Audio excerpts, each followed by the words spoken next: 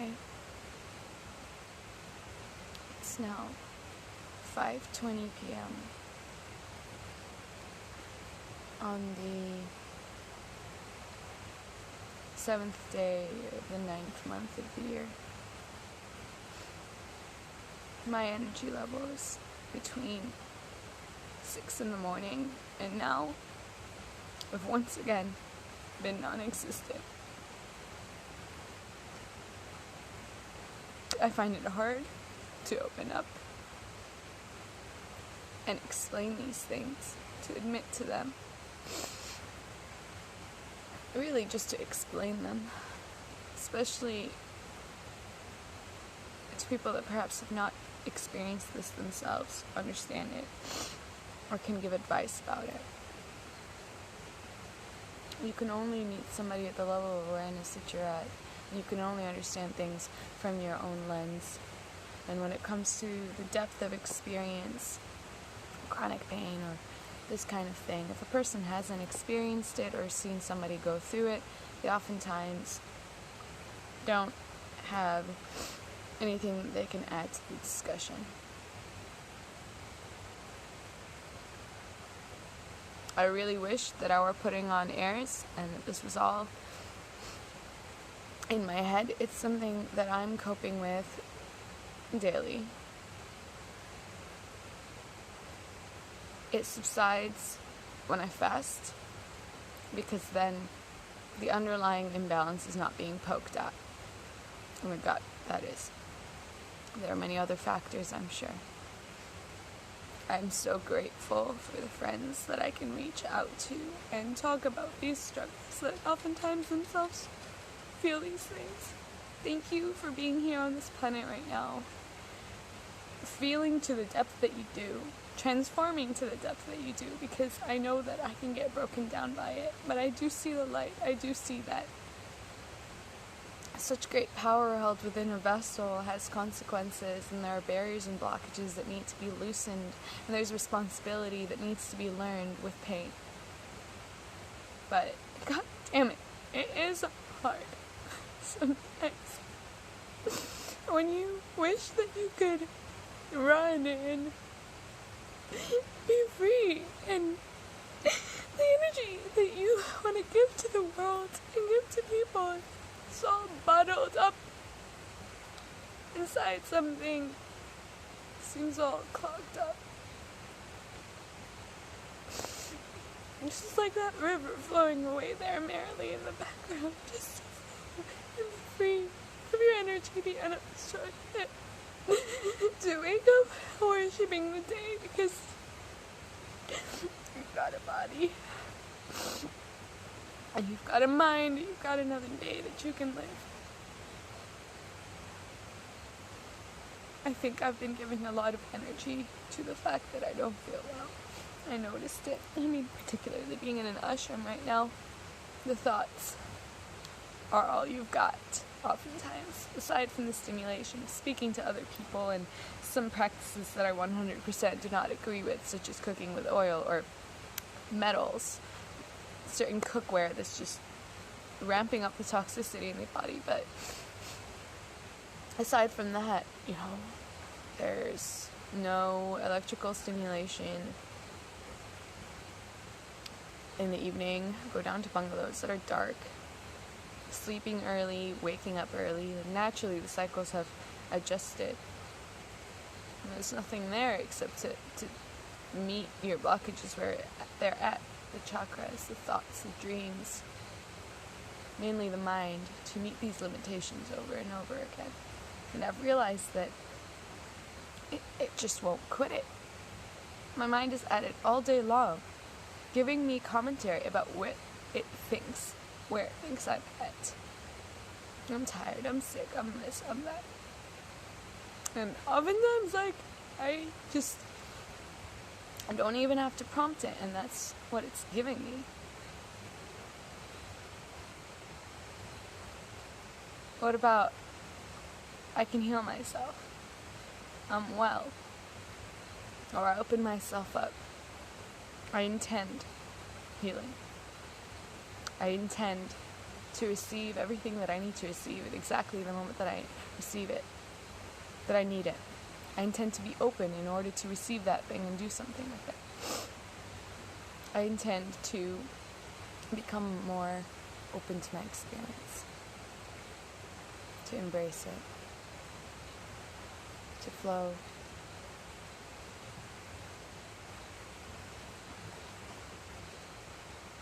Even with the difficult parts.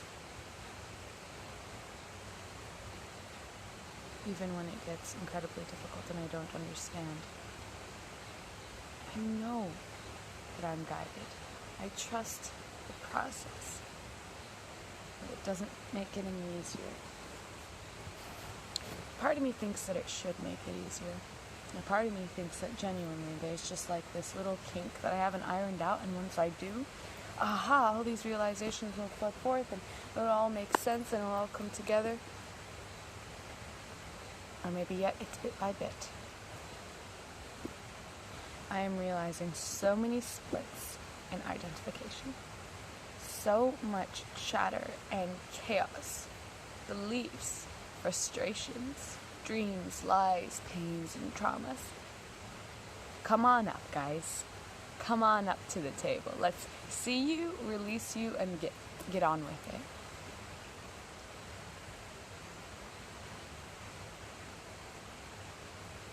The nightmares. It's not been so fun. I feel like it's a lot to do with loosening the energy around the root chakra.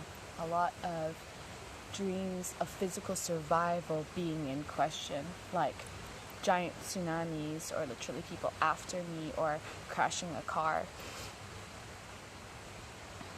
A lot of relinquishing of control. A lot of power dynamics. And considering relationships in ways that I have been to other people, to myself. I want to release myself from these pasts, release myself from these timelines, to open myself up to potentials that draw in more and more and more light into this planet, so that we can all experience that which we came here to experience. I had this burst of energy. I didn't have to eat for it or sleep right or do anything. All I did was do what I loved. I spoke. I shared my experiences with plant medicine. I spoke about plant spirits and the Gnostic traditions that I'm in love with and all of these different things. And after an hour and a half of talking about this, I was going. Like, the engine was revved up. And I sustained an entire afternoon and evening of engaging with other people, being myself. I came out of my shell, and I even had people come and tell me that, who is this person? You are completely different. You are completely different. We experienced you in a different way just because you were speaking about something that you knew something about or that you love. So I know she's in there. I know this butterfly that's unfolding. This dream that's within me. That's what I'll get to share. But you know what? Sometimes you gotta put everything down and just say, like, this is too hard. I cannot figure it out. It's too much to go on, or like it just seems foolish to go on without getting some answer about it. Like being shaky on the feet, dizzy, almost falling, barely having any physical ability to do anything, like climb things, walk around. Even the most basic tasks have to be, selected carefully, because otherwise there won't be any energy to carry on. Feeling hammered into the ground. And I don't want to hear anything about, well, these are the energies and this, that, or the other. At this point now, I am interested and I'm open in receiving some answers about practical stuff that I can do to make this stop. Practical stuff that I can practice that can help me keep going. It's not always a solution to say, well, it's not working here, they're not feeding me right, so now I must fast. That's a should. That's an energy around it that's negative. has a negative connotation, and it takes away from the actual practice. Besides the fact that so much stimulation, whether that smells from food or speaking to people or having to do work, like the energy expenditure in the work itself, is not going to align with a period of rest, as if your entire body is being renewed. So that's, over the last few days, what's been coming up for me, that I'm ready for that, to sink into the habit, to the practice, to withdraw from sensory stimulation, to feed myself purely and simply, genuinely to listen to the body, genuinely to feed it. I'm calling in practitioners to work with that align with me, that will be compassionate to my story, compassionate to my heart, will understand my frequency, and be able to help me and guide me. Because not everyone is your person. Not everyone is your person at all. In certain environments you feel muted and not able to speak about your experience. It's something to do with the energies that they're emitting as well, because we all have our aura and our force field and our frequency. I get the distinct impression that sometimes people are putting off the air of, I know everything because I'm this old, so I've experienced it, or I've done all there is to possibly do. So anybody that comes to me, like if I am in the frequency of, I'm a teacher, this is my teaching space, therefore anyone that comes to me is a student, therefore they've got something to learn from me, therefore they're at a certain level, then that will be felt. Not by everybody, but when you start to become adept with energies, you can understand a little bit about what the webs that people are weaving and how you situate yourself in them, or how they begin to affect you. Because I don't know if you've ever noticed this, but with some people, you can feel quiet. And you just have this distinct sensation that you've got nothing to say, or you feel more muted. And then on the same day even, see, this is where like the control condition comes in. It doesn't have to be that on that day in particular you were quiet and then on the next one you're loud. Let's say on the same day you go into a different group of people that you resonate with, and all of a sudden you are inspired, you are vibing high, you are active, you're speaking about things, you feel safe to do so. It's not always you that's the problem. Sometimes it's the environment and the way that it resonates with you and how these energies lock onto our puzzle pieces that brings out certain reactions from us. And so going back to this example of a person that's the teacher in that instance, let's say they have the mindset that anyone that comes then is the student, they might be emitting a certain frequency that puts people in that position. And so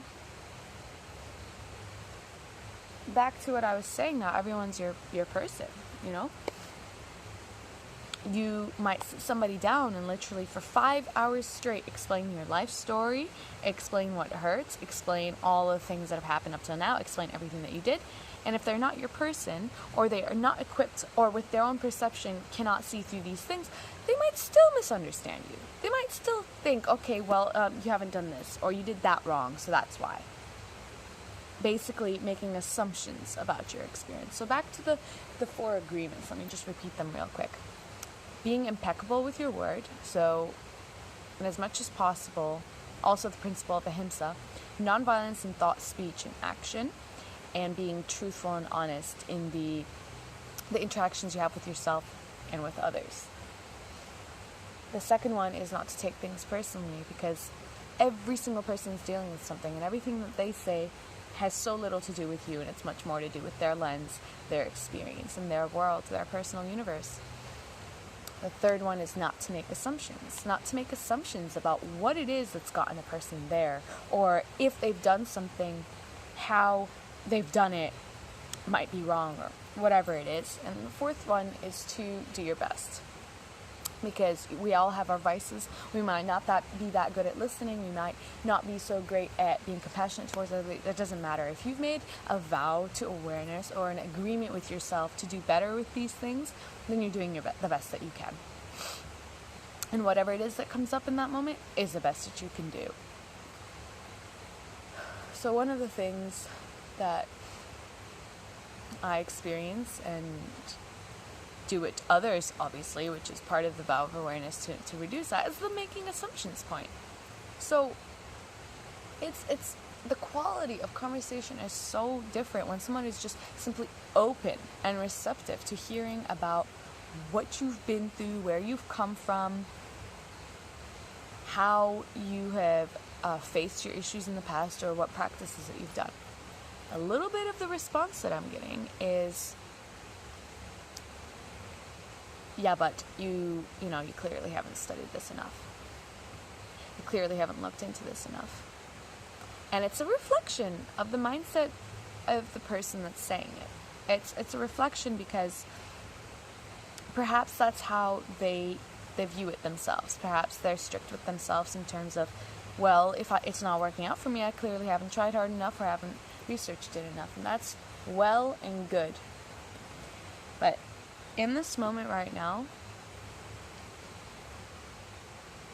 I'm longing for space. I'm longing for the ability to express freely and to be understood. And perhaps we can't be understood by everybody, and that's the point in and of itself. But at the very least, there are certain environments that allow you the space to express your journey. And don't make so many conclusions about your journey based on themselves. That's part of the awareness as well. Realizing that almost everything that we say is from ourselves, our own experience, our own vices, our own issues.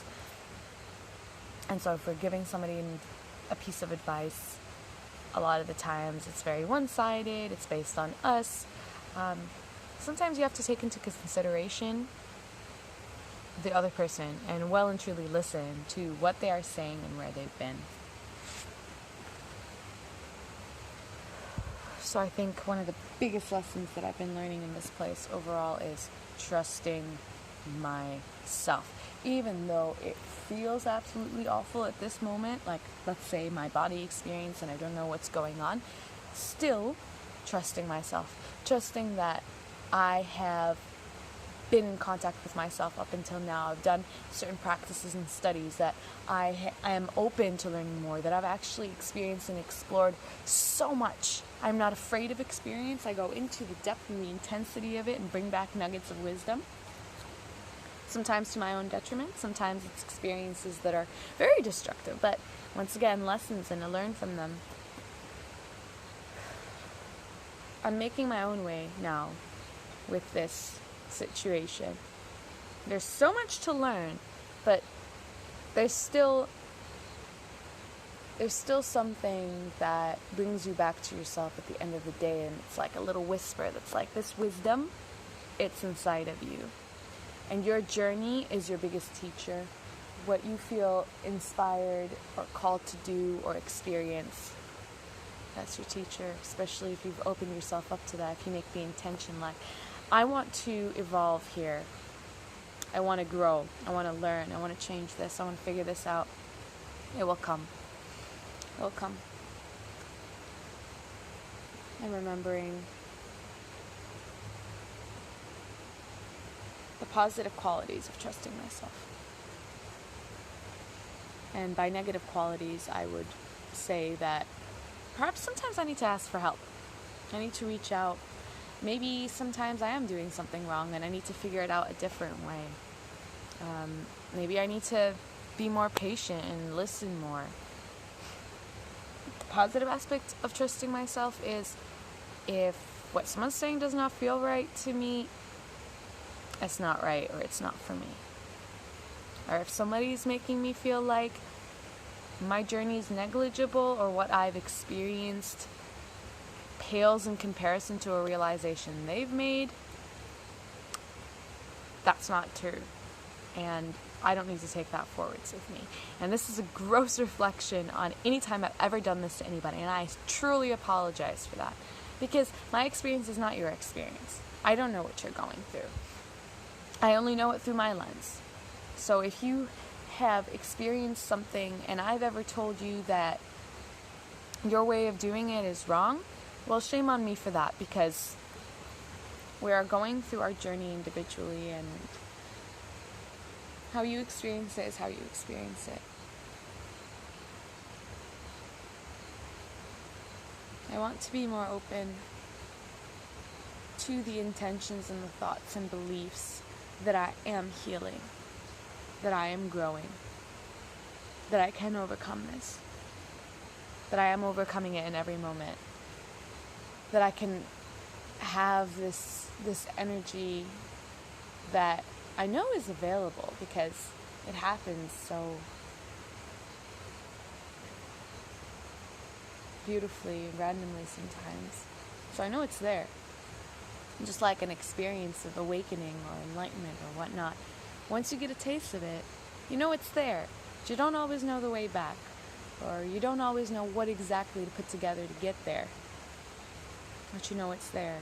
And at least your faith in it, your knowledge of it, your belief in it, that becomes your guiding truth. That becomes your North Star. It leads you on. You know deeply inside yourself.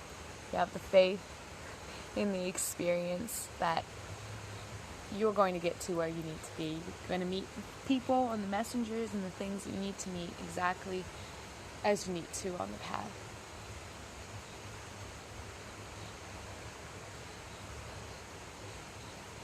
I release that intention into the universe at this moment in time. I open myself up to the belief that I am healing and I am growing. And more than that, I ask for help. I have the ability to admit when I no longer know what to do for the circumstance. I ask for guidance. I ask for clear signs that mark the path. And I accept the guidance for my highest good that I receive. And in this prayer, I pray for you also, that when you ask for it, you receive it, and your greatest healing comes. It comes on the horizon, upon waking, on the wings of angels. This I pray for us as well.